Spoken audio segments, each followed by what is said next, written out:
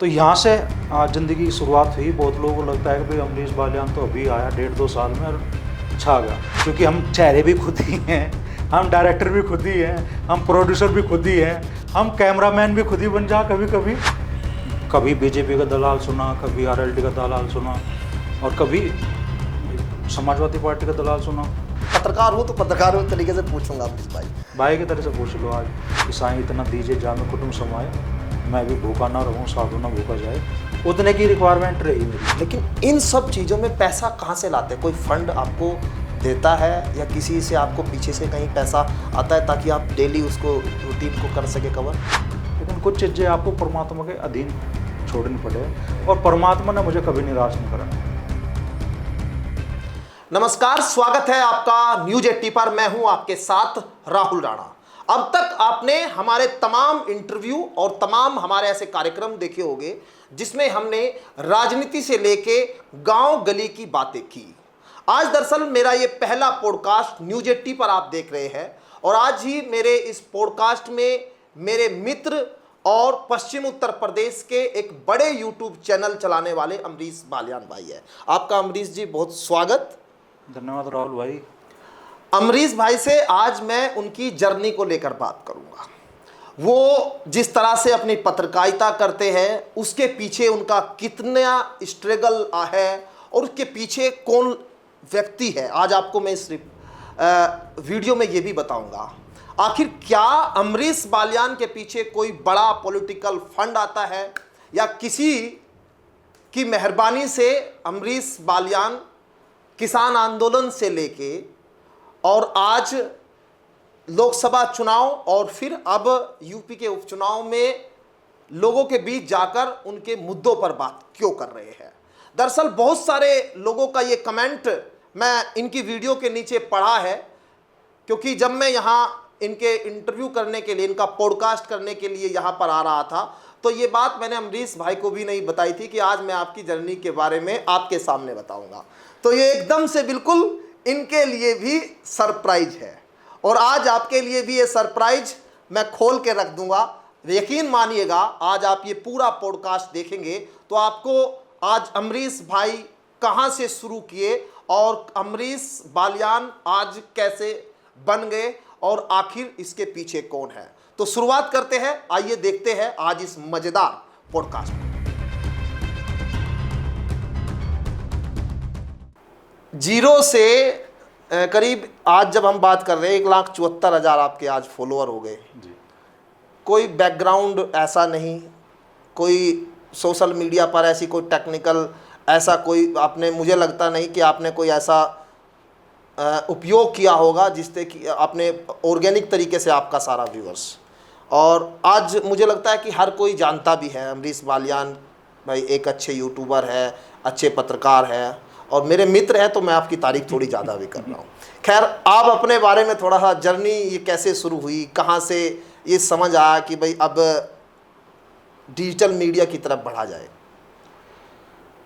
मेरे साथ राहुल भाई कुछ चीज़ें मतलब गॉड गिफ्ट है कुछ चीज़ों का। वैसे तो न्यूज़पेपर की शुरुआत हमारे हो गई थी 95 में। शायद बहुत कम लोग नहीं आप जानते हैं कि भाई मेरी शुरुआत कहाँ से है। उस वक्त मेरी एज 15 साल थी और जो छोटा भाई है उसकी एज 13 साल थी और हमारे पिताजी ने दैनिक अमरीश समाचार बुलेटिन के नाम से अखबार की शुरुआत की। और चूँकि अखबार सफ़ेद हाथी माना जाता है, जिसे आप बांध तो लोगे लेकिन खिलाना भारी पड़ता है, और चूँकि संस्कार कुछ ऐसे हैं कि गलत तरीक़ों से हम आगे बढ़ नहीं सकते। अगर मन में कभी कोई विचार आया भी तो संस्कारों के चलते कह लो, परवरिश के चलते कह लो, वो विचार वहीं के वहीं तुरंत दफन भी होगा। तो चूँकि पिताजी उस वक्त संयुक्त परिवार में थे और जब न्यूज़पेपर चला तो चूँकि इन्वेस्टमेंट ज़्यादा था और रिटर्न बहुत कम था। ये 95 में आपके पिताजी ने शुरू किया था जी, अखबार? जी, अमरीश दैनिक अमरीश समाचार बुलेटिन। ये शाम का अखबार हमने पब्लिश किया और चल रहा है आज भी। और तो परिवार में जल्दी मतलब हमारे पिताजी 3 भाई हैं, जल्दी चीज़ें बिगड़ने लगी, बंटवारा भी होगा। तो जिस रोज़ बंटवारा हुआ हमें तो ये उम्मीद थी भाई पिताजी माताजी गांव में गए हैं, चीज़ें सुलझ जाएगी, थोड़ा बहुत जो नाराज़गी है वो दूर हो जाएगी और फिर ज़िंदगी में आगे बढ़ेंगे। लेकिन उस रोज़ बंटवारा होगा, तीनों भाई हमारे, मतलब पिताजी के तीनों भाई हैं, 2 भाई अलग हो गए और पिताजी अलग हो गए। पिताजी शाम को घर पर आए तो हमने पूछा क्या हुआ, तो पिताजी कुछ देर बोले नहीं, उसके बाद उन्होंने कहा बेटा बंटवारा होगा। तो करीब आधे घंटे तक पिन ड्रॉप साइलेंस रही। वो ज़िंदगी के जो मान लो मेरी ज़िंदगी के सबसे दुखद पलों में जो सबसे पहले के दुखद पल थे, दुखद पल तो बहुत रहे, झटके भी बहुत झेले, लेकिन वो सबसे पहला था। उसके बाद पिताजी ने कहा भाई बेटा मैं अखबार बंद करूँगा, मैं कहीं जॉब करूँगा और आप दोनों भाई हो तो आप दोनों अपनी एजुकेशन पर ध्यान दो। हम दोनों भाइयों ने एक ही शुरू में कहा कि नहीं अखबार चलेगा।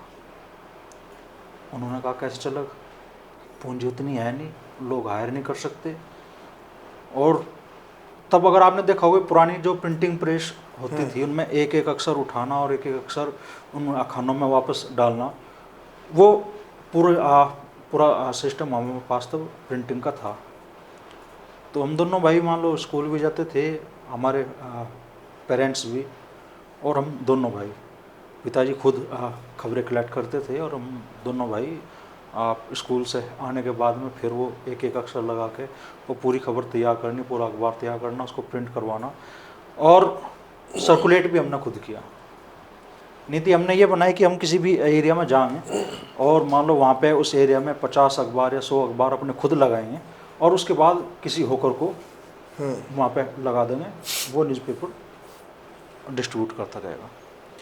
तो यहाँ से ज़िंदगी की शुरुआत हुई। बहुत लोगों को लगता है कि भाई अमरीश बालियान तो अभी आया 1.5-2 साल में और छा गया, ऐसा नहीं है, बहुत लंबी जर्नी है। और वो सारा अनुभव, वो सारी जो कड़वी घूंट हमने पी इस टाइम पीरियड में, वो इस वक्त ईश्वर की कृपा है। और दर्शकों तो मैं हाथ जोड़ के मतलब उनका अभिवादन करता हूँ। आप लोग जितना प्यार हमें दे रहे हैं, राहुल भाई भी आप बहुत मेहनत कर रहे हैं अपनी लाइफ में।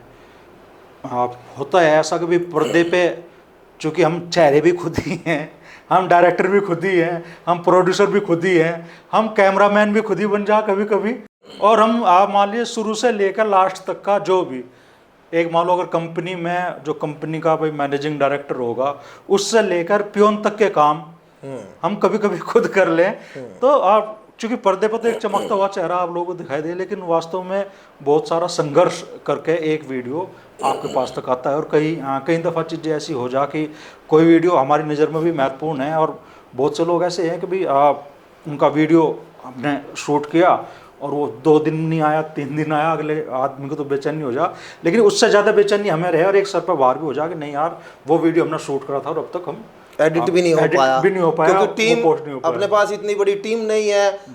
फील्ड में पता लगा कभी कभी 2-2 दिन तक घूमते रहे, वो जो पुराना रिकॉर्ड किया वो अब तक आप एडिट करने का समय नहीं मिला। आपका जो जिसका इंटरव्यू किया वो अरे आपने हमारा इंटरव्यू नहीं चला, ये होता होगा ना। होता है। तो डिजिटल लाइन में मेरी शुरुआत हुई करीब 2015 के आसपास से। उस वक्त मैंने देखा भी हर न्यूज़पेपर की एक न्यूज़ वेबसाइट बन रही है, तो हमने भी सोचा भी अपनी न्यूज़ वेबसाइट हम क्यों ना बनाएं। तो हमने उस टाइम न्यूज़ वेबसाइट स्टार्ट की asbtoday.com के नाम से, और दैनिक अमृत समाचार बुलेटिन का फेसबुक पेज हमने चलाया। 2013 में जब दंगे हुए, मुजफ्फरनगर दंगे, उससे पहले मैं एक्टिव हुआ था करीब 6 महीने पहले, और दंगों के वक्त हमने एक तरह से रियल टाइम जो खबरें थी वो दैनिक अमृत समाचार बुलेटिन के फेसबुक पेज के जरिए लोगों को दी। तो वहाँ से एक पहचान बननी हमारी शुरू हुई। और फिर जल्दी हमें लगा कि भाई आप सीधे मान लो फेसबुक पेज के माध्यम से हम खबरें दे रहे हैं, तो इसकी बजाय बेहतर होगा कि हम एक न्यूज़ वेबसाइट डेवलप करके प्रॉपर उसके माध्यम से लोगों को खबरें दें। और कई सारी चीज़ें अगर मैं मान लो बताना चाहूँ, आज शेयर करना चाहूँ, क्योंकि आपने मौका दिया और दोनों भाई आज बैठे हैं तो दिल की बातें खोल कर कर लीजिए। तो मुजफ्फरनगर दंगों के टाइम तो हमने खबरें दी, उसके बाद में भी क्या हुआ, सलमान खान खबर मेरे पास मुझे किसी बढ़िया सोर्स से हाथ लगी कि सलमान खान की सुल्तान फिल्म की शूटिंग मुजफ्फरनगर में होगी, सुख्ताल में होगी। मैंने पहले दिन जब तक कहीं वो खबर नहीं थी, हमने अपनी वेबसाइट पर दी और अपने फेसबुक पेज पर भी दी। वो खबर बहुत तेज़ी से वायरल हुई और लोगों ने बहुत क्रिटिसाइज़ करा, बहुत। हाँ, अमरीश बालियान तो साथी है सलमान खान का, ऐसे ही बताऊंगा सबसे पहले कि भाई शुक्रताल आ रहा हूँ, फिल्म की शूटिंग करूँगा। अनएक्सपेक्टेड चीज़ थी मुजफ्फरनगर के लिए कि भाई सलमान खान अपनी किसी मूवी की शूटिंग मुजफ्फरनगर में करे। बहुत जी भर का गालियाँ लोगों ने दिया, बहुत जी भर का गालियाँ खाई, लेकिन मेरा अपना सोर्स था तो वो खबर मैंने कभी, मतलब आप आज तक आप ईश्वर की कृपा ऐसी रही कि शायद ही कोई खबर या कोई वीडियो मुझे अगर कहा भी गया कि भाई ये आप हटाओ, तो वो मैंने आज तक अपनी वेबसाइट से, अपने यूट्यूब चैनल से हटाया। तो वो जो खबर थी वो पक्की थी? हाँ, खबर पक्की थी। तो रात भर मैंने गालियाँ खाई। सुबह जब लोगों के हाथ में न्यूज़पेपर आया तो लोगों को पता चला कि हाँ वाकई सलमान खान की मूवी की शूटिंग शुक्रताल में होने वाली है। तो तब लोगों ने तस्दीक करी, बहुत से लोगों ने भाई अपनी जो कमेंट उन्होंने पहली रात कर लिए, उन कमेंट में फिर उन्होंने रिप्लाई करके कहा भाई अमरीश भाई आपकी खबर सच्ची थी, लेकिन हमें ये अनुमान नहीं था कि भाई हाँ सलमान खान की मूवी की शूटिंग मुजफ्फरनगर में भी हो सकती है। वहाँ से एक हिट मिलना शुरू हो गया, एक तरह से एक विश्वसनीयता जो पैदा होनी शुरू हुई, लोग शुरू हुई, पहली शुरुआत थी वो। ऐसे बहुत से वो थे कि भाई दंगे के टाइम खबर चली। मैं भी माया पैलेस में 6 से 9 का शो था, एक्सपेंडेबल 2 आई थी, उसको देखने के लिए गया और जब इंटरवल हुआ मूवी का तो लोगों ने धीरे धीरे सिनेमा हॉल से निकलना शुरू करा। मैं समझ नहीं पाया भाई क्या हो रहा, कितनी देर तक तो मैं बैठा रहा। उसके बाद जब मुझे दिखा कि भाई हाँ 10-12 लोग ही रह गए, तो मुझे लगा भाई कुछ वाकई कुछ बड़ा है। मैं फिर बाहर निकला सिनेमा हॉल से, मैंने पूछा भाई क्या हुआ, कि भाई जाट कॉलोनी में 2 लोगों की हत्या होगी, 2 लड़कों की हत्या होगी, मुस्लिम लड़कों की, और शहर का माहौल फिर बिगड़ गया। तो मैं भी अपनी बाइक उठाई भागा, तो सिर्फ मारपीट की घटना थी। और जब वो हमने पोस्ट की अपने फेसबुक पेज पे, तो बहुत लोगों के कमेंट आए कि अमरीश भाई हमें पता था कि भाई आप सही खबर दोगे, क्योंकि पूरे ज़िले में वो फैल गया था मैसेज की एक तरीके से कि हाँ 2 लोगों की हत्या हो गई और मुजफ्फरनगर का माहौल, जाट कॉलोनी में वो भी उस वक्त के माहौल में 2 मुस्लिम लड़कों की हत्या होने की खबर वाकई आग लगाने वाली थी, चर्चा थी। लेकिन जब सच्चाई लोगों तक पहुंची तो लोगों ने उसे बहुत अप्रिशिएट करा। ऐसा एक मसला मेरे सामने साथ हुआ, छपरौली विधायक थे सैंदर रमाला जी, उनको लेकर मेरे पास बहुत बढ़िया सोर्स से खबर आई कि सैंदर रमाला क्रॉस वोटिंग करेंगे राज्यसभा चुनाव में। वो भाजपा में चले गए थे फिर। तो उस दिन मैं जब वो खबर पोस्ट की तो लोगों ने, जो आरएलडी के कट्टर सपोर्टर हैं, मुझे इतना क्रिटिसाइज करा, बीजेपी का दलाल है और बिकाऊ पत्रकार है, क्या इसकी औकात है। सैंदर रमाला का खुद मेरे पास फ़ोन आया 3 बजे के आसपास, उन्होंने कहा अमरीश बालियान बोल रहे हो? माँ विधायक जी बोल रहा हूँ, क्या खबर चलाई आपने? मैंने कहा कि भाई जो मेरे पास खबर आई चल के, मेरे पास ठीक सोर्स से खबर है और इतने बढ़िया सोर्स से खबर है कि आप उस सोर्स को चैलेंज नहीं कर सकते। मतलब उन्हीं को खुद आप कह रहे हैं कि जो जिसको क्रॉस वोटिंग करनी है उसी को कहा कि आप चैलेंज नहीं कर सकते। हाँ, मैंने कहा कि मेरे पास बढ़िया सोर्स से खबर आई, हाँ, और इतने बढ़िया सोर्स से खबर आई कि आप उस सोर्स को चैलेंज नहीं कर सकते, लेकिन फिर भी जो आपका अपना वर्जन है, जो आप कहना चाहते हैं, आप इसे डिनाई करना चाहते हैं, एक्सेप्ट करना चाहते हैं, जो भी आप कहना चाहते हैं वो आप बताओ, आपका वर्जन भी हम इस खबर में जोड़ेंगे। तो सैंदर रमाना ने जी भर का जो कह सका थे वो मुझे, उन्होंने कहा मैं आपको मानहानि का नोटिस भेजूँगा और आपको मैं पत्रकारिता करना भुला दूँगा। और वे शब्द उन्होंने वहाँ दैनिक जागरण के शायद कोई पत्रकार थे उस वक्त, उनके बारे में भी इस्तेमाल करे थे। हालांकि ये मतलब आप इन शब्दों को मैं आज तक जबान पर नहीं लाया, लेकिन कह ही देता हूँ। उन्होंने कहा जाट हो तुम जाट हो। मतलब आप एक खबर के बेस पे आप मतलब क्वेश्चन मार्क उठा रहे हैं कास्ट पे, और मान लो भाई ठीक है भाई मैं जाट हूँ, मैं कब डिनाई कर रहा हूँ उस बात को, लेकिन उससे पहले एक पत्रकार हूँ। ठीक है पत्रकार हूँ।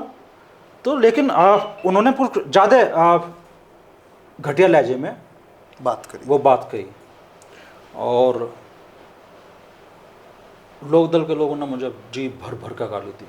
लेकिन आज मेरी पोस्ट पे उन्होंने कमेंट किया, सैंदर रमाला जी ने, कि हम बिकने के लिए नहीं, खरीदने के लिए बने हैं। और मैं इनके खिलाफ मानहानि का मुकदमा करूंगा और उन्हें कोर्ट में घसीट दूंगा। खबर वो भी मैंने नहीं हटाई, वो पोस्ट पड़ी रही। और हुआ वही जो उस खबर में था, क्रॉस वोटिंग में हुई। सैंदर रमाला जी ने उसके बाद में कहा कि भाई मुझे चौधरी अजीत सिंह जी ने, जैन चौधरी ने बताया नहीं कि वोट किसको देनी है, तो मैंने अपनी मर्जी से वोट दे दी। उसके बाद उन्होंने बीजेपी भी ज्वाइन करी। लेकिन जिस दिन उन्होंने बीजेपी ज्वाइन करी उस दिन मैंने अपनी फेसबुक वॉल पर लिखा कि भाई किसने कहा था कि हम बिकने के लिए नहीं, खरीदने के लिए बने हैं। तो लोक दल के बहुत सारे सपोर्टरों ने उस दिन कहा कि भाई कुछ ने माफ़ी भी मांगी, कुछ ने कहा कि भाई अमरीश भाई हमें क्या पता था भाई विधायक जी ये कदम उठा लेंगे। तो झटके बहुत झेले, कभी बीजेपी का दलाल सुना, कभी आरएलडी का दलाल सुना, और कभी समाजवादी पार्टी का दलाल सुना अपने बारे में। सबसे बेहतरीन चीज़ है कि भाई आपके बारे में कोई खिलाफ खबर हो जिससे भाई मान लो आपकी इमेज डाउन जा रही हो, आप पत्रकार पर सवाल उठा दो। किसी ने कोई खबर चला दी, कह दोगे ये 10,000 रुपये की डिमांड कर रहा था। पत्रकार, हालांकि हमारे प्रोफेशन में गलत विचारों के लोग भी बहुत आ गए, लेकिन जो जेन्युइन आदमी हैं उनकी वजह से जब उन पे भी क्वेश्चन मार्क उठा दिया जाए कि भाई ये डिमांड थी हमसे तो हमने पूरी नहीं की, इसने ये गलत खबर चला दी हमारे बारे में। अच्छा, एक चीज़ मैं सुनता हूँ, आप मुजफ्फरनगर आपका यहाँ आप होम टाउन है आपका, ये यहीं रहते हैं मुझे लग रहा। कितने सालों से आप करीब यहाँ रहते होगे? मैं गांव तो गढ़ी नवाबाद है हमारा, लेकिन आप मेरी शायद 6 या 7 साल की एज होगी जब हम मुजफ्फरनगर जब आप मुजफ्फरनगर आ गए थे। तो मुजफ्फरनगर में, क्योंकि आपके जो यूट्यूब चैनल है उसमें जब अभी लोकसभा का चुनाव हो या पिछला विधानसभा का चुनाव हो, लोग ये कहते थे कि भाई अमरीश बालियान, संजीव बालियान और इधर हरेंद्र मलिक, इसकी पूछ कर इसके पास चला गया, इसकी पूछ के इसके पास चला गया। ये चीज़ कंट्रोवर्सी, मतलब आपने भी सुनी होगी, लोग कह रहे होगा आप लोगों को, मतलब ऐसा उन लोगों को क्या जवाब देना चाहोगे कि भाई इनसे क्या कनेक्शन था आपका? आप तो यूपी की खबरें दिखाते हैं ना, मुजफ्फरनगर आपका टारगेट आप करते हैं खबरों को, या दोनों लोगों से कुछ आपका तालमेल ज़्यादा अच्छे है? नहीं, मैंने महसूस किया, मैं कोशिश की कैराना लोकसभा चुनाव भी कवर करने की, और इकरा हसन जी का इंटरव्यू भी हमने लिया, और कोशिश की मैंने प्रदीप जी से संपर्क की भी, लेकिन अनफॉर्चुनेटली कुछ समय का ऐसी स्थितियाँ बनी, उन्होंने बोल भी दिया कि भाई आप आ जाओ, लेकिन मैं उस समय पे नहीं पहुंच पाया। तो बिजनौर में हमने लोकसभा चुनाव कवर किया, लेकिन व्यूअरशिप मुजफ्फरनगर की थी। मेरे पास मतलब खाली यूपी से नहीं, हरियाणा से, राजस्थान से भी लोगों के फ़ोन आते हैं, भाई मुजफ्फरनगर में क्या चल रहा। तो मुझे लगा भाई वो कहना धोबी का कुत्ता घर का ना घाट का, वहाँ वो स्थिति कि मेरा टारगेट ये था कि भाई मैं मुजफ्फरनगर, बिजनौर, बागपत और आपका कैराना, मेरठ, ये कम से कम 6 लोकसभा कवर करूं। लेकिन उस हिसाब से मेरी टीमें नहीं बन पाई और उतने साधन में नहीं जुटा पाया। तो फिर मैंने ये सोचा कि भाई और था भी एक अट्रैक्शन मुजफ्फरनगर लोकसभा पे इस बार ऐसा था कि दूर दूर तक के लोगों की नज़रें मुजफ्फरनगर पर लगी थी, वेस्ट यूपी में अकेले। तमाम मीडिया ज़्यादातर यहाँ मुजफ्फरनगर को दिखा भी रहा था, लोगों का प्यार था मेरे साथ में, व्यूअरशिप बहुत हाई थी है। और तो एक तरह से जो नेता हैं वो भी ये महसूस करते थे कि भाई यहाँ इस प्लेटफॉर्म पर आप अपनी बात कहो तो 10 जगह बोलने से बेहतर है कि आप एक जगह बोल लो। मुजफ्फरनगर में आपने अपनी जगह लोगों के अंदर बना ली, यहाँ तक ठीक, लेकिन मैं दरअसल अगला सवाल पत्रकार हूँ तो पत्रकार तरीके से पूछूंगा अमरीश भाई। भाई की तरह से पूछ लो आज। मैं भाई के नाते बात हो रही, इतनी बातें मैं पत्रकार के नाते नहीं बोल पाता आपको। भाई आज हम दो भाई एक जगह बैठे हैं और जब हम बात कर रहे हैं तो जो लोग नहीं जानते हैं, जो लोग स्ट्रगल नहीं देखा, जिन्होंने आपको ये कहा कि ये 1.5 साल में कहाँ से आ गया, मुझे लग रहा है उन लोगों के लिए जवाब की ज़रूरत है। तो उसीलिए मैं वो पूछ रहा हूँ, किसानों की बात होने लगी जो आपने बहुत कवर किया जब किसान आंदोलन दिल्ली में हुआ, और मुझे लग रहा है कि आपने एक पहचान अपने YouTube चैनल की वहाँ से बनाई भी है। और लेकिन क्योंकि ज़्यादातर जो पैसा लोग कमाते हैं उद्योगपतियों से कमाते हैं, लोग स्कूलों में ब्लैकमेलिंग कर कर कमाते हैं, अधिकारियों की चाटुकारिता से कमाते हैं, आपने किसानों की बात क्यों शुरू की? वहाँ तो कुछ नहीं देंगे वे। नहीं, बेशक जब किसान आंदोलन चल रहा था तो हमारे यहाँ पंचायत चुनाव भी चल रहे थे, और मैं ऋणी हूँ बहुत लोगों का कि उस वक्त जो भी आदमी मतलब मुझसे वाकिफ़ था, और अपने स्किल की कई बार समझ आपको नहीं होती, और दूसरे लोगों को बहुत वो ठीक से जज कर लेते हैं कि भाई हाँ आपके अंदर क्या चीज़ है। तो लोग मुझे लगातार जो भी आदमी मुझे मिला था मेरे सर्किल का, मेरी पहचान का, वो हर आदमी मुझे ये कहता था कि अमरीश भाई आप मुजफ्फरनगर में क्या कर रहे हो, आप गाजीपुर बॉर्डर जाओ, आप सिंघू बॉर्डर जाओ और किसान आंदोलन को कवर करो। मैं एहसानमंद हूँ ऐसे साथियों का भी। मेरे फेसबुक से ही मेरे दोस्त बने सुशील कुमार जी, गाजीपुर बॉर्डर से उनका जो ऑफिस है वो सिर्फ 5 से 10 मिनट की वॉकिंग डिस्टेंस पे था उस वक्त। तो उन्होंने मुझे कहा कि अमरीश भाई आप आते क्यों नहीं, ऑफिस है, गद्दे ही डलवा दूंगा, इंटरनेट कनेक्शन है, खाना घर से आया करेगा, आपको कुछ भी इन्वेस्ट करने की ज़रूरत नहीं है, और बस एक बार आप उठ के मुजफ्फरनगर से और यहाँ ऑफिस तक आ जाओ, लेकिन आप इस मोमेंट को कवर करो। चीज़ें चलती रही, कभी विचार बना, लेकिन पंचायत चुनाव चल रहा था, मुझे उन्हें कवर करने में अच्छा आनंद आ रहा था। तो आनंद क्या भाई, आप रिक्वायरमेंट आप एक तरह से उस टाइम एडवर्टाइजमेंट मुझे ठीक मिल रहे थे, आप तो 2 पैसे ठीक बन रहे थे, तो मैं लोग कहते रहे, और मैं मतलब था मेरे मन में कि भाई विचारों की महत्ता होनी चाहिए, लेकिन मैं नहीं जा पाया। एक दिन मैं मुजफ्फरनगर के सी चौक पे अपने जूते पॉलिश कराने के लिए गया, और जो ठीक एज के शख्स थे जो जूते पॉलिश कर रहे थे, उनके मुंह से अचानक से निकला कि भाई मोदी जी मान क्यों नहीं रहे। मैं बोला चाचा क्या बोल रहे हो?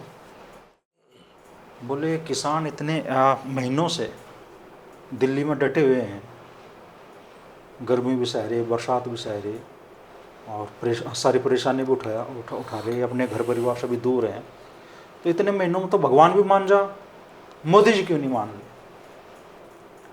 राहुल भाई आप विश्वास नहीं करोगे कि वो कह रहे थे और मेरे ऊपर जैसे पानी बरस रहा था, मतलब इतनी शर्मिंदगी मैं महसूस कर रहा था। और वो शर्मिंदगी इसलिए महसूस कर रहा था कि भाई वो बूट पॉलिश कर रहे थे, मोची हैं, उनका काम यही था, उनका शायद खेती किसानी से कोई बड़ा वास्ता ना हो, लेकिन किसान का दर्द उन्होंने भी समझा। और मैं चूँकि किसान परिवार का बालक हूँ, आज भी मुझे मतलब ये कहने में गर्व महसूस होता है कि हाँ मैं किसान हूँ। मैं कोशिश आज भी करता हूँ कि भाई मान लो अपने खेत में खास तौर पे गेहूं की कटाई और गन्ने की बुआई ये 2 बड़े काम होते हैं, तो कोशिश करता हूँ कि मैं खुद भी और अपने बेटे को भी अपने खेत में लेकर जाऊँ और अपने खेत की मिट्टी उसके पैरों से, उसके हाथों से लगाऊं, ताकि उसे उस मिट्टी से लगाव रहे। तो मेरे ऊपर एक तरह से पानी फिर गया, मैं इतना शर्मिंदा हुआ, और वहाँ से मेरे अंदर भावना जागी कि भाई ये तो जिनका इस प्रोफेशन से कोई विशेष मतलब नहीं है, जो किसान भी नहीं है, वो किसानों का दर्द महसूस करे, और हम किसान परिवार का अंश होने के बाद भी, किसान परिवार का बेटा होने के बाद भी वो दर्द महसूस नहीं कर रहे, तो मैं फिर गाजीपुर बॉर्डर का रुख कर गया। तब मैं किसान आंदोलन कवर किया और असली पहचान वहीं से मिली। वहाँ से एक उभर कर जो आए। एक मतलब एक भूख मेरे साथ, जब से मैं मान लो मैंने अपनी होश संभाली, मुझे पैसे की भूख नहीं रही कभी। पैसा मतलब बचपन से ही मेरी सोच ये रही कि आपके पास उतना हो आपकी ज़रूरत का, उसमें तो कटौती हो ना, आप अपना भरण पोषण ठीक कर पाओ, अपने परिवार का भरण पोषण ठीक कर पाओ। और वो जो है एक का वो शायद दुआ है कि साईं इतना दीजिए जामे कुटुंब समाए, मैं भी भूखा ना रहूं साधु ना भूखा जाए, उतने की रिक्वायरमेंट रही मेरी। ये ऐसी चीज़ है, इसके पीछे आप जितना भागोगे इसकी भूख आप कभी ख़त्म नहीं कर सकते। लेकिन मेरी भूख थी मान सम्मान की, अब समाज फिर में। उसके बाद आपने किसान को, जो व्यूअर्स है वो आपने पकड़ लिया कि किसानों की बात। हाँ, मैं उस आंदोलन में तो कोई टारगेट बना के नहीं मैं चला, कोई टारगेट बना के नहीं चला। और सॉरी, उससे मैं थोड़ा सा पीछे भी जाना चाहूँगा कि ये यूट्यूब चैनल भी मैंने प्रॉपर ये सोच कर नहीं बनाया था कि भाई मुझे यूट्यूब चैनल क्रिएट करना और इस तरीके से मुझे व्यूअरशिप लेनी है। हमारी न्यूज़ वेबसाइट जब हमने लॉन्च की तो कुछ खबरों के मान लो जो खबर भी हमारे पास में है, उससे संबंधित वीडियो भी हमारे पास में है। तो हमने जो व्यूवर्स हैं उनका खबर पढ़ने का मज़ा दोगुना करने के लिए मैंने प्रॉपर चैनल भी क्रिएट नहीं किया। मैं सीधा अपने मतलब जीमेल अकाउंट पर गया, मैंने यूट्यूब पे वीडियो अपलोड कर दिया, वहाँ से सीधे अमरीश बालियान करके चैनल क्रिएट होगा। ये कोई सोच समझ कर नहीं था कि भाई चैनल का नाम मुझे अमरीश बालियान रखना और मुझे ऐसे चलना है। तो वहाँ से मैंने वीडियो अपलोड करने शुरू किए। जर्नी ये शुरू हुई थी 2019 के लोकसभा चुनाव से पहले, और 2019 के लोकसभा चुनाव में मैंने वीडियो डाले, ठीक ठाक व्यूअरशिप आई। और उस टाइम मेरा जो एक वो था जो क्राइटेरिया है यूट्यूब का, 1000 सब्सक्राइबर और 4000 घंटे वॉच टाइम का मोनेटाइजेशन के लिए, मेरा वो कंप्लीट हो गया। फिर मुझे लगा भाई अब तो आमदनी की राह खुल गई, अब तो पैसा बनाओगे यूट्यूब से, धड़ाधड़ कमाई होगी। मैंने 18 महीने मेहनत की यूट्यूब पे। हाँ, 18 महीने। कितने पैसे आए 18 महीने में? $18 कुर्बानी। $18 का पेमेंट भी मेरा नहीं होया, नहीं, अब क्योंकि नहीं आना था। $100 से कम आएंगे, का भुगतान नहीं होता। ऐसे नहीं तो आएगा। 18 महीने मेहनत करने के बाद हाँ, जब मुझे लगा भाई यार इसमें भाई ठीक है तेरा मोनेटाइजेशन होगा, सारी चीज़ें होगी, लेकिन इसमें भाई ठन गोपाल रहेगा तो तेरा कुछ बनना विशेष नहीं है। तो मैं फिर से वेबसाइट की दिशा में काम करने लगा।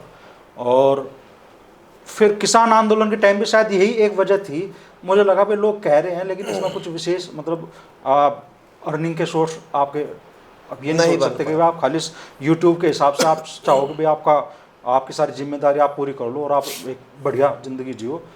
मुझे लगा कि नहीं, इस दिशा में मेहनत करके कुछ विशेष हासिल नहीं होता। लेकिन किसान आंदोलन के टाइम जब वो व्यूअरशिप हाई रही बहुत, तो मेरी ये सोच बदली। एक पहचान मुझे मिलनी शुरू हुई। कोई asbtoday.com को जानता था तब, उसके बाद में हमने asbnewsindia.com के नाम से न्यूज़ वेबसाइट बनाई, जिस पर हम आज भी खबरें दे रहे हैं लोगों को, मुजफ्फरनगर की, पश्चिमी उत्तर प्रदेश की, प्रदेश की और पूरे देश की। तो वहाँ से एक पहचान मेरी बिल्डअप होनी शुरू हुई। लोगों का प्यार मिला, भरपूर प्यार मिला।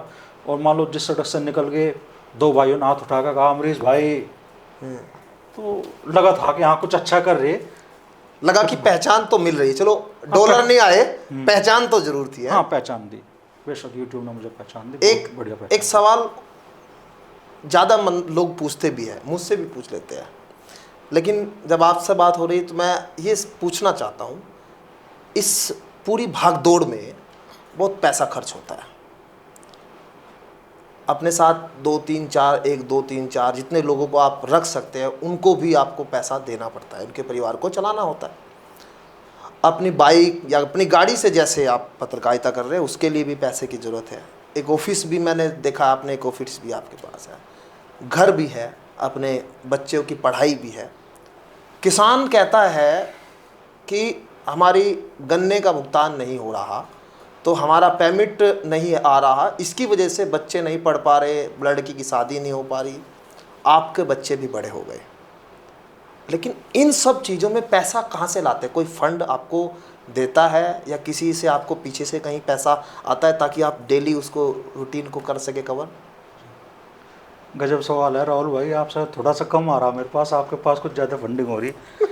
ठीक है, मतलब इनकम ऑफ सोर्स अलग अलग है।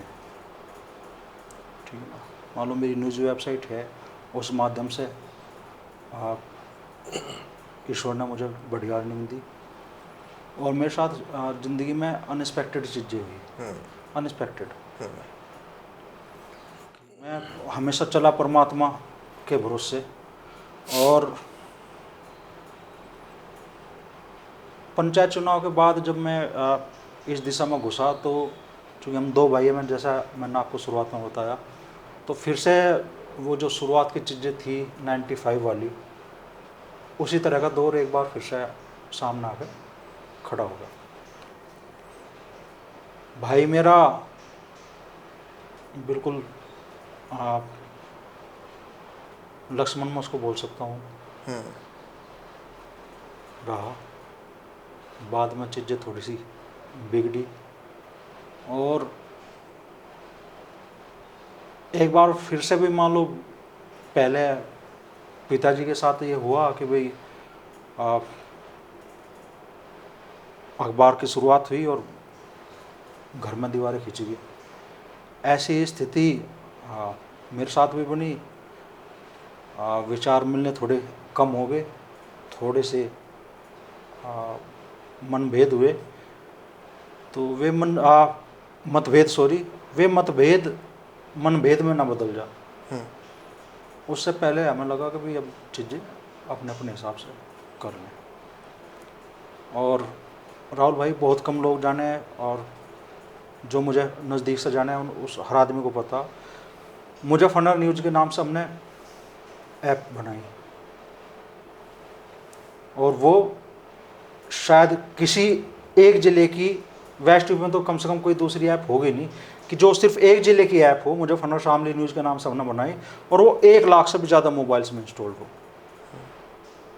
इसके अलावा हमने यूपी न्यूज़ के नाम से बनाई, मध्य प्रदेश न्यूज़ बनाई, हमने हरियाणा न्यूज़ बनाई, पंजाब न्यूज़ बनाई, उत्तराखंड न्यूज़ बनाई, और उनकी इंस्टॉलेशन मतलब यूपी की, राजस्थान की, इनकी लाखों में थी। मध्य प्रदेश हमारी ऐप 50,000 प्लस मोबाइल्स में इंस्टॉल्ड थी, और ऐसे ही हरियाणा वाली ऐप हमारी लगभग 50,000 मोबाइल्स में, और उत्तराखंड की न्यूज़ ऐप, पंजाब की न्यूज़ ऐप, ये भी ठीक उसमें इंस्टॉल्ड थी। तो इतनी मेहनत करी, इतना नाम कमाया। मैं आपका सवाल भूल रहा हूँ, सॉरी। दोनों भाइयों ने मिलके, हाँ, दोनों भाइयों ने मिलकर करा। इनकम पे आ रहा हूँ उसी हाँ, पे। इनकम पे। तो फिर मतभेद हुए, वो मनभेद में ना बदले, तो वो सारी ऐप आज छोटा भाई चला रहा है। मतलब आपस में दोनों भाइयों का बंटवारा हो गया। और आपके हिस्से में ये अखबार, मेरे हिस्से में आया न्यूज़पेपर, अखबार, और आप मेरे हिस्से में क्या, पिताजी के हिस्से में है अखबार आया, और मैं पिताजी के पास हूँ। हाँ। ठीक है, तो मेरे हिस्से में न्यूज़पेपर आया, जो यूट्यूब चैनल पे मैंने मेहनत करी थी वो आई, और उस टाइम में 7 या 8 हज़ार सब्सक्राइबर कुल थे। किसान आंदोलन में थोड़ा मतलब व्यूअरशिप मिलनी शुरू हुई थी, और बिल्कुल एक तरह से ज़िंदगी शुरुआत, मैंने न्यूज़ वेबसाइट बनाई, वो मोनेटाइज हो गई थी, लेकिन उस टाइम उसके व्यूअर्स बहुत कम तादाद में थे। तो मुझे अपनी ज़िंदगी की शुरुआत एक बार फिर से नए सिरे से करनी पड़ी। वो दो जो एप्लीकेशन जो इतनी पॉपुलर थी, वो आपके भाई के पास से रह गई। जी। तो फिर जीरो पे? हाँ, लगभग जीरो पे तो नहीं कह सकता, लेकिन लगभग जीरो पे ही मैं आकर खड़ा होगा। और उस टाइम पीरियड में जो भाभी है आपकी, उन्हें कुछ स्वास्थ्य संबंधी दिक्कत हुई, उनके फेफड़ों में पानी भर गया। उनका करीब 2.5-3 महीने कंटिन्यू इलाज एम्स में हुआ, ऋषिकेश। तो पूंजी बहुत सीमित थी,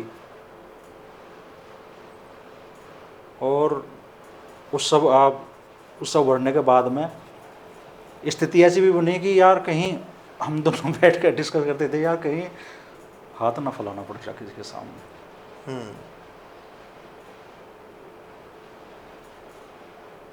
अब मैं मान लो आप, मुझे नहीं पता ये खुद की तारीफ होगी नहीं होगी, लेकिन मैं मानता हूँ कि खुददार आदमी के लिए सबसे मरना हो जा कि उसे किसी के सामने हाथ फैलाना पड़े।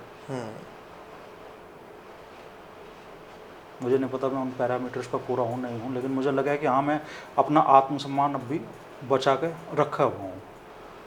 सुबह उठता हूँ तो सबसे पहला काम मैं करता हूँ शीशे में अपना चेहरा देखता हूँ, अपनी नज़र से नज़र मिलाता हूँ, और आज तक तो मेरी नज़र से नज़र मिल रही है, तो मुझे लगा हाँ तो जिंदा है तो ठीक है। तो ये सारा जब दौर हमारा चला, एक दिन हम बैठ के डिस्कस कर रहे कि यार एक निश्चित अमाउंट, मतलब घर चलाने के लिए हमें 30,000 रुपये तो मिनिमम चाहिए, और इतना अगर जनरेट ना हुआ तो हमें किसी के सामने हाथ फैलाना जाएगा। तो बहुत टेंशन में हम सब, बहुत टेंशन में, लेकिन परमात्मा पे, ऊपर वाले पे भरोसा हमने खोया नहीं। और अगली सुबह जब हम उठे तो हमारा एक इनकम ऑफ सोर्स ऐसा जनरेट हो गया, अनएक्सपेक्टेड। क्या मतलब आप ये कह नहीं सकते कि भाई मान लो कैसा हुआ, क्योंकि उस दिशा में हम काम कर ही नहीं रहे थे, लेकिन जो काम कर रहे थे वो उसकी कड़ियाँ धीरे धीरे जुड़ती चली गई।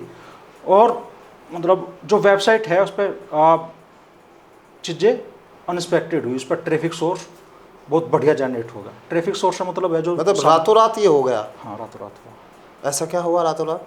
वो कुदरत का करिश्मा है, वो कुदरत का करिश्मा है। हमें मान लो जो व्यूवरशिप को मैं व्यूवरशिप से जो सामान्य दर्शक नहीं समझ पा रहे, ट्रैफिक जो सामान्य दर्शक नहीं समझ पाते, मैं उनके लिए थोड़ा सा और आसान करके बता देता हूँ कि वेबसाइट को एक टाइम पे रियल टाइम में, मतलब एक ही टाइम में कितने लोग देख रहे हैं, वो हमारा 50 से 60 100 इतना रहता था। लेकिन अगली सुबह हमारी आँख खुली तो वो 500 600 1000 1500 इस तरीके से जाना शुरू हुआ।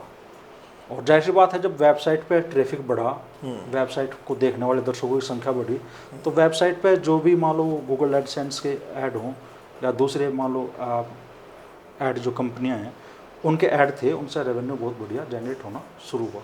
आपकी वेबसाइट भी चल गई। 1.5 साल परमात्मा ने मुझे छप्पर फाड़ कर दिया। मतलब मेरी उम्मीदों से ज़्यादा छप्पर फाड़ का तो मैं कह लूँ वो करोड़ों में आ गया, ऐसा नहीं, लेकिन मान लो मेरी रिक्वायरमेंट 30 की थी तो 50 आ गए, 50 आ गए, 60 आ गए।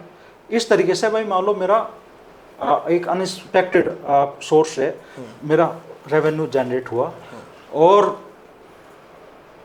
मेरी ये चिंता जल्दी ख़त्म होगी कि भाई अब हमें क्या करना और किस तरीके से हम करेंगे, यार रेवेन्यू कहाँ से होगा जो भी हम कर रहे। होती है ये चीज़ें भी राहुल भाई की भी, मान लो मैं यहाँ से गाजीपुर बॉर्डर के लिए चला, मैं शुरुआत में मतलब वहाँ बाइक से जाया करता था, एक भाई साथ में होता था, तो मतलब घर से चलने से पहले ये सवाल मन में आ जाता था कि यार तेरा भाई आने जाने का पेट्रोल भी है, तेरा खाना भी है, और कहीं अगर रहने की व्यवस्था करनी पड़ी तो तेरा वो भी है, तो कैसे जनरेट होगा ये जो तू जा रहा वहाँ से आओगा क्या वीडियो से उतना रेवेन्यू जनरेट हो जाएगा कि इस खर्चे की पूर्ति हो जा, भले ही सेविंग्स ना हो लेकिन इस खर्चे की तो पूर्ति हो। लेकिन कुछ चीज़ें आपको परमात्मा के अधीन छोड़नी पड़े, और परमात्मा ने मुझे कभी निराश नहीं करा। कर्म और लक दोनों मतलब एक साथ चलते हैं। मैं आपसे जब आया बैठ के यही बात कर रहा था कि देखिए भाग्य जिसका साथ दे वो जो है कभी मतलब मार नहीं खाता। तो मेरा मेहनत तो जो है भट्टा मजदूर बहुत ज़्यादा करता है, अगर वो भाग्य साथ ना दे तो मुझे नहीं लगता कि जो है ये सब चीज़ें इतनी आसानी से हो जाए। जब आप कह रहे हो कि ऊपर वाले ने रात में ऐसा कोई करिश्मा कर दिया, वेबसाइट जिसकी आपको उम्मीद ही नहीं थी जो 50-60 लोग देख रहे थे उस समय 500, 1000, 1500 लोगों तक वो पहुंच गई। तो ये भाग्य मानोगे आप? मैं भाग्य नहीं मानता, मैं कर्म को मानता हूँ, परमात्मा को मानता हूँ। अच्छा। ठीक है। और भाग्य की मैं डेफिनेशन तो मैं 15-20 साल तलाशी, 15-20 साल कम से कम कि भाग्य लिखा हुआ है। मैं मान लो जो कोई संत मुझे मिले, कोई ऐसा आदमी मुझे लगा कि हाँ यार इनसे मैं, मेरे अंदर ये सवाल बहुत मतलब मुझे परेशान करता था कि हाँ भाग्य है कि नहीं है। कि इन्होंने कहा भाग्य है तो भाई फिर कोई चोरी कर रहा, कोई लूट कर रहा, उसके भाग्य में लिखा था, क्या गलत कर दिया उसने। लेकिन इसका जवाब मुझे मतलब आप कुछ तो आध्यात्मिक जवाब तो ये मिला कि आपके कर्म, आपके प्रारब्ध शायद ज़्यादातर लोग समझते होंगे, जो नहीं समझते हों, प्रारब्ध शब्द है कि आपने पिछले जन्मों में जो करा, हमारे यहाँ तो पुनर्जन्म मानते हैं ना, आपने पिछले जन्मों में जो अच्छे काम करे, बुरे काम करे, वो आपके प्रारब्ध हैं। और आपकी ज़िंदगी में मतलब आप इसका मुझे मतलब आप इस चीज़ को मैं ऐसे जो मुझे बताया गया या जो मेरी समझ में जो बैठा वो ये है कि एक आदमी जन्म से ही उसके शरीर में कोई शारीरिक दोष है, तो पिछले कर्म उसके शायद ऐसे थे कि मिलनी तो उसे मनुष्य योनि थी, लेकिन उसके कर्म ऐसे नहीं थे कि मनुष्य में भी वो स्वस्थ पैदा हो सकता। एक गरीब घर में पैदा हुआ और एक अमीर घर में पैदा हुआ, वो भी आपके पिछले जन्म के जो गुण दोष हैं उनके आधार पर आप हो गए। ये तो बड़ा आध्यात्मिक चलेगा। हाँ, तो जो मेरी अपनी मान्यता है, मैं जिंदगी में जिन चीज़ों को लेकर मैं आगे चल रहा हूँ, जो निष्कर्ष मेरे अपने हैं, जिनके क्या कह लो आधार स्तंभ जो मेरी ज़िंदगी में है, जो पैरामीटर्स, मैं उनका जिक्र आपसे कर रहा हूँ। चलो मैं थोड़ा अब पीछे से थोड़ा आज पे आ जाता हूँ। मेरे 2 सवाल हैं। भौतिकवाद में जो अध्यात्म से, हाँ, आज पे मैं थोड़ा सा सवाल ये आज देखिए, मेरे 2 सवाल है। पहला सवाल, आपके किसी बड़े पॉलिटिकल लीडर से कैसे संबंध है और किस से है?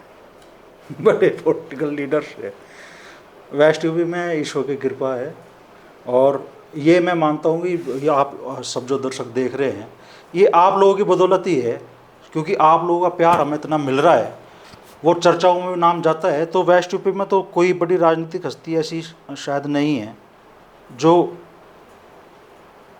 आपके बेटे को, आपके भाई को शायद ना जानती हैं। और लोकसभा चुनाव से पहले मेरे पास एक शख्स बैठे और बात चलने लगी कि भाई मान लो जयंत चौधरी जी को भाई क्या करना चाहिए इस चुनाव में।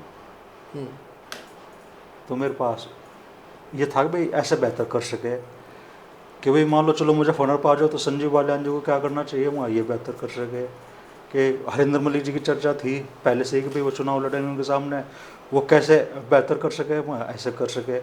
इकरा हसन जी को भी ऐसे कर सके। बोले किसी के बारे में नेगेटिव भी सोचते होगा, मन नहीं आती नहीं, नेगेटिव पॉजिटिव ही है, जिसके लिए जो बेहतर हो सकता है वो सुझाव है, और वो समाज के हित में क्या बेहतर कर सकते हैं उस बारे में सुझाव है, चिंता। कभी किसी ने पर्सनल स्तर पर आकर सोचा कि अमरीश बालियान किस स्थिति में अपने आप को आज संभाले हैं?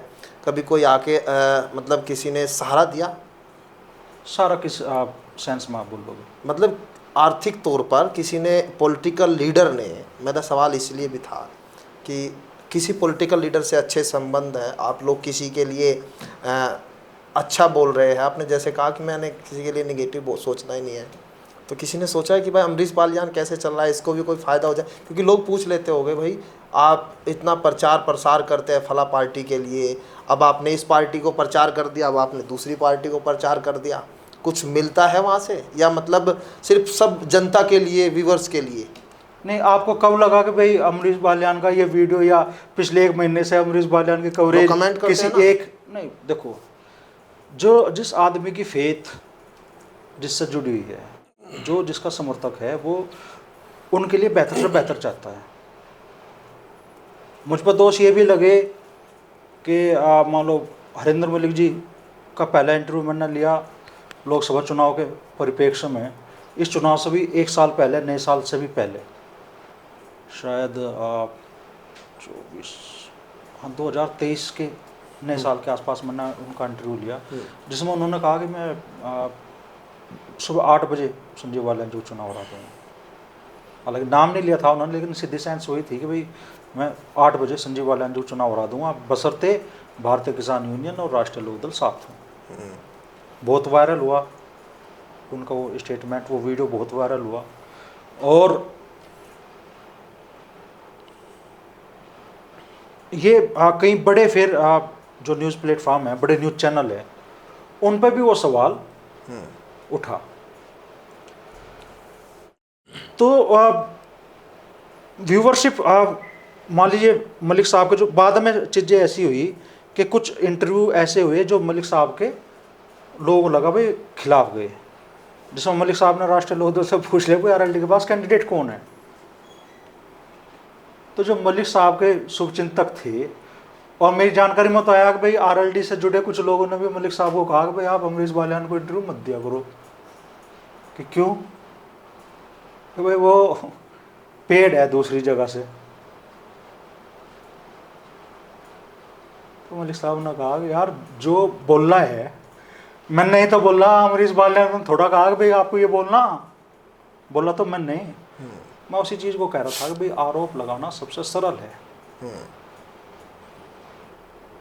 हम किसानों की आवाज़ उठा रहे थे, लोग कहते थे भाई जाट है इसलिए सपोर्ट कर रहा। और मुझसे कई लोगों ने सीधा पूछा कि भाई अमरीश भाई क्यों आप मान लो गाजीपुर बॉर्डर जा रहे हो, दिन रात की मेहनत कर रहे हो, भाई राकेश टिकैत जी जाट है इसलिए। तो मैं आपको बता दिया कि मैं किसान आंदोलन क्यों कवर करने गया था, किस आदमी ने मुझे प्रेरित करा, एक मोची ने मुझे प्रेरित करा, और इसलिए प्रेरित करा। मैंने फिर उन लोगों को यही जवाब दिया कि मैं किसान का बच्चा हूं, मेरी आप एक तरह से मेरा फर्ज है कि मैं किसान की आवाज़ उठाऊं, और मैं किसी दूसरे के लिए नहीं उठा रहा हूँ। अगर किसान की किसी भी किसान के हित में अब मान लो कोई पॉलिसी आओगी, कुछ बेहतर होगा, तो मैं भी किसान हूँ भाई, मेरे भी गन्ने का भाव बढ़ेगा, मेरे भी घर में 2 पैसे फालतू आएंगे। एक आखिरी सवाल, आज अपने आप को कहाँ देख रहे हैं? आज स्ट्रगल की स्थिति में देखते हैं या लगता है कि अब वो चीज़ें सुधर गई है? मैं तो प्राइमरी लेवल पर हूँ, मैं अभी कहीं नहीं हूँ। वो स्थिति स्ट्रगल वाली आज भी नहीं, स्ट्रगल वाली स्थिति से आप थोड़ा सा आगे, आप इस सेंस में आगे, मैं भी लगभग उसी स्थिति में हूँ और आप भी उसी स्थिति में हो कि हम अगर मान लो किसी राजनीतिक हस्ती के पास जा कि भाई आपका इंटरव्यू लेना, तो हमें शायद मना करना उन्हें भी ठीक ना लगे, उन्हें लगे कि हाँ यार इस बंदे को समय देना चाहिए। और वो आप दर्शकों की बदौलत है, हम अब आज भी कुछ नहीं है। मैं कोई गलत फहमी नहीं पालता कि भाई अमरीश बालियान कोई बड़ा सौदा होगा ना। अमरीश बालियान आज भी जमीन का आदमी है, मोस्टली अपनी बाइक पर चले, अपने दफ्तर में जा तो कभी कभी टी-शर्ट और कैफरी में भी चला जा। अमरीश बालियान के ऑफिस का जिक्र तो कर दिया राहुल भाई ने, लेकिन पसीनों में लथपथ थे वो नहीं बताया। अमरीश बालियान के ऑफिस में आज भी ऐसी नहीं है। अमरीश बालियान अभी मतलब मैं कहने लगूँ मैं कुछ हो गया, मैं कुछ नहीं हूँ अभी हाँ ये है, मुझे लोगों का जो प्यार मिला सबसे बड़ी दौलत मेरे लिए वो है। और जो आप लोग सम्मान देते हो, प्यार आप लोग देते हो, मैं आप लोगों को सच में हाथ जोड़ कर प्रणाम करता हूँ। ये मैं कोई औपचारिकता नहीं है, लेकिन वास्तव में मैं अपने सभी भाइयों को, बहनों को, अपने बड़े बुजुर्गों को जिनका प्यार आशीर्वाद मुझे असीमित मिल रहा, मैं वास्तव में आप लोगों के प्रति हृदय से आभारी हूँ। आपका प्यार मेरे लिए सबसे बड़ी दौलत है, और ये मेरे साथ रहा, मैं ज़िंदगी में सब कुछ कर जाऊँगा। मैं बहुत दफ़ा मेरे साथ ज़िंदगी में ऐसी चीज़ें हुई राहुल भाई, जब मैंने महसूस किया कि लोगों का आशीर्वाद मेरे साथ है, लोगों का प्यार मेरे साथ है, लोगों की शुभकामनाएं मेरे साथ में है। मतलब मेरे साथ ऐसी चीज़ें हो कि भी मैं किसी अगर नेता का इंटरव्यू लेने के लिए गया तो ठीक है 1-2 टॉपिक मेरे पास में होता है, लेकिन मैं कोई बिल्कुल सोच कर कि 15-20 सवाल मैंने सोच लिए हों, मैंने ये सोच लिया हो कि आज इन्हें इस सवाल पर उठाना है प्रायोजित तरीके से। कभी पत्रकार नेचुरल वे में बात होती है। मुझे ये लगे कि भाई मेरे साथ प्लस पॉइंट यही है कि मैं नेचुरल वे में बात करता हूँ, तो जल्दी सामने वाला जो भी बंदा है, चाहे कोई नेता हो या कोई सामाजिक हस्ती हो, जो भी है, वो जल्दी एक तरीके से नेचुरल वे में ही आके बात करना शुरू कर दे, और कई दफ़ा चीज़ें ऐसी हो कि भाई उस इंटरव्यू में जो कंट्रोवर्शियल चीज़ें आ जाती है, जिन चीज़ों से विवाद पनपता है, वो शायद इसी वजह से हो कि वो नेचुरल वे में बात कर रहे थे, और नेचुरल वे में जब आदमी बात कहेगा तो अपने मन के जो चीज़ें हैं वो आमतौर पर बाहर निकाल देता है। चलिए अमरीश भाई, आपकी जर्नी सुनकर मुझे लग रहा है बहुत सारे जो दर्शक हैं जिन्होंने पूरा पॉडकास्ट सुना होगा, आज बहुत सारे सवालों के जवाब भी शायद आज उनको हमने देने की कोशिश यहाँ से अमरीश भाई से निकालने की कोशिश की है।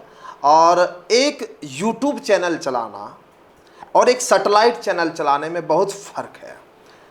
यूट्यूब चैनल में कहाँ से इनकम आती है, और ये आपकी बदौलत, आप जब दर्शक यूट्यूब चैनल पर खबरें देखते हैं, वो जानकारी देखते हैं जो आपके लिए बहुत मुश्किल से जुटाई गई है, तो वही एक हौसला देता है एक यूट्यूब चैनल चलाने वाले पत्रकार को। और यही हौसला आज अमरीश बालियान भाई के पास है। जर्नी जो है शुरू हुई अखबार में और सोशल जो साइट्स है वेबसाइट पर शुरू हुई, फिर एप्लीकेशन पर आए, और यूट्यूब चैनल पर आज आप लगातार लाखों लोग देख रहे हैं। ये आप ही लोगों का प्यार है जिसकी वजह से आज एक यूट्यूबर जिंदा है, और उसी हौसले की वजह से जो है वो काम करने की हिम्मत अमरीश भाई में आज जरूर दिखाई दे रही है। खैर, आपको ये पॉडकास्ट कैसा लगा आप हमें जरूर कमेंट बॉक्स में बताइएगा। एक निवेदन मैं सभी अपने दर्शकों साथियों से करना चाहूँगा। कष्ट होता है कभी कभी कि भाई मान लो कोई वीडियो किसी के अगेंस्ट आया और उनके सपोर्टर्स ने, जैसे भाई राहुल भाई ने बताया, भाई कमेंट करना शुरू कर दिया। आज हमने दिल खोल कर बात की, और मैं राहुल भाई को भी लगभग उसी स्थिति में खड़ा देखता हूँ कि जहाँ पे मैं खड़ा हूँ। हालांकि मेरे से फाइनेंशियल मजबूत हैं, ठीक है, एक प्रॉपर इन्होंने अपना सेटअप बना रखा है। आप जाओगे इनके दफ्तर में तो पूरे तामझाम आपको मिलेंगे, मेरा तो छोटा सा दफ्तर है। लेकिन हाँ, मेहनत कर रही है वास्तव में। मतलब आप सवालों में जान तभी आती है जब हम आपका दर्द समझते हैं, आप लोगों से चर्चा भी होती है, आप लोग ही बताते हैं कि यार ये मुद्दा है, उठाया जाना चाहिए, हम उठाते हैं। और जब उससे किसी बड़ी सेलिब्रिटी को, किसी आप बड़े नेता को अगर उनकी छवि को थोड़ा सा आघात पहुंचता है और आप उनके सपोर्टर हैं तो मेहरबानी करके ये गलत कमेंट करना बंद कर दें। हैं आप भी भाई है, हम कुछ गलत कर रहे हैं, निश्चित तौर पे आपका दायित्व है कि आप हमें सचेत करें। लेकिन अगर आपको लगता है कि भाई किसी एक नेता के पॉइंट ऑफ व्यू से हम आप देख रहे हैं, तो कृपया वो देखना आप बंद, उस नज़रिए से हमें देखना बंद कर दे। हमारे काम में कमी है, आप दिल खोल कर कहें। हम कुछ गलत प्रेजेंट कर रहे हैं, आप दिल खोल कर कहें। आप दिल खोल कर, चूँकि आपकी बदौलत हम हैं, तो आप अपनी राय हमें देने के लिए पूरी तरीके से स्वतंत्र है। कमेंट सेक्शन में मैंने आज तक एक बंदे का कमेंट डिलीट नहीं किया। और हाँ, मुझे कोई मैं ज़्यादातर मान लो नेगेटिव कमेंट आते हैं तो उनका जवाब भी नहीं देता। उससे ज़्यादा चूँकि सकारात्मक कमेंट आप लोगों के आते हैं, आप लोग हमेशा मोटिवेट करते हैं। निश्चित तौर पे आप लोगों के सुझाव भी आमंत्रित हैं। हम ASB न्यूज़ इंडिया को, अमरीश बालियान यूट्यूब चैनल को, या न्यूज़ 80 को और राहुल राणा जी को कैसे आगे बढ़ावें। चूँकि आप बेहतर तरीके से हमें मान लो आप मार्गदर्शन दे सके, आपके कमेंट उस मद में भी आमंत्रित है। और एक और छोटा सा निवेदन करना चाहूँगा भाई, आपका छोटा सा न्यूज़ चैनल और यूट्यूब चैनल है, sorry, Amrish Baliyan, ASB news India के नाम से भी हमारा यूट्यूब चैनल है, और भाई जी का न्यूज़ चैनल है न्यूज़ 80 के नाम से। आप लोग भरपूर प्यार दें। जिन लोगों ने अब तक इन दोनों चैनल को सब्सक्राइब नहीं किया, कृपया करके सब्सक्राइब करें, क्योंकि आज मन के बहुत सारे छाले राहुल भाई ने फुड़वा दिए। और बहुत से लोगों में आज तक कोई जवाब नहीं दिया। बहुत लोग कहते थे भाई आपकी बैकग्राउंड क्या है, कितना लंबा सफ़र आपका होगा, शायद उस बारे में बहुत सारी चीज़ें स्पष्ट होगी। राहुल राणा भाई ने भी बड़ा संघर्ष किया अपनी लाइफ में, और दिल्ली से कोई आदमी अपनी जड़ों की तरफ वापस लौटे, जिनके पास स्कोप था कि वो दिल्ली के शायद आज बड़े चैनलों में एक बड़ा चेहरा होते, लेकिन अपनी मिट्टी से जुड़ाव राहुल भाई का हुआ। आपको ये कैसा लगा पॉडकास्ट, आप हमें जरूर कमेंट बॉक्स में बताइए। फिलहाल मुझे दीजिए इजाजत। नमस्कार।